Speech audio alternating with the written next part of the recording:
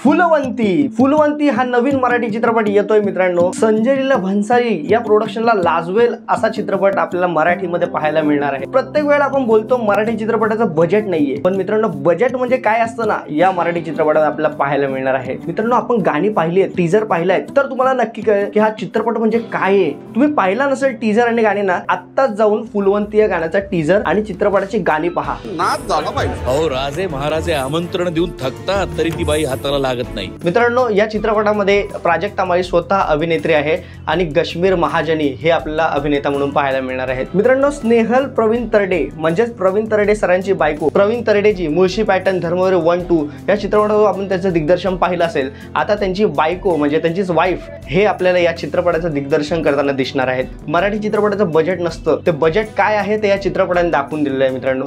तर मला असं वाटतं आपण हा चित्रपट मिस नाही केला पाहिजे, कारण फुलवंती या कादंबरीवर कादंबरी जी आहे जे बाबासाहेब पुरंदरे यांनी लिहिलेलं कादंबरी आहे, त्या कादंबरीवर हा चित्रपट आहे।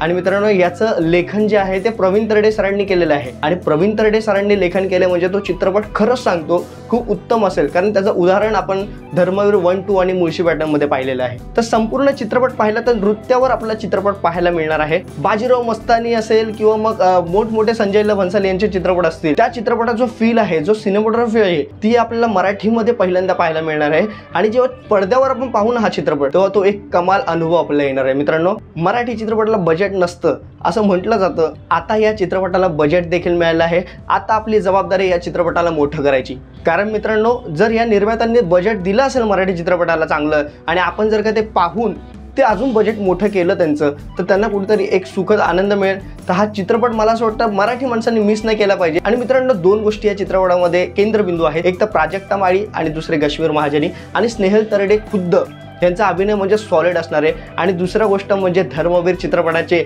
आनंद दिघे साहेब म्हणजेच प्रसाद ओक हे देखील आपल्याला या चित्रपटात पाहायला मिळणार आहे। तर त्याच्यामुळे भरपूर असे प्लस पॉईंट या चित्रपटामध्ये आहेत। एक तर सिनेमॅटोग्राफी, कलर करेक्शन, एडिटिंग आणि बजेट सुंदर आहे, अभिनय वगैरे स्टार कास्ट पण तगडे आहे।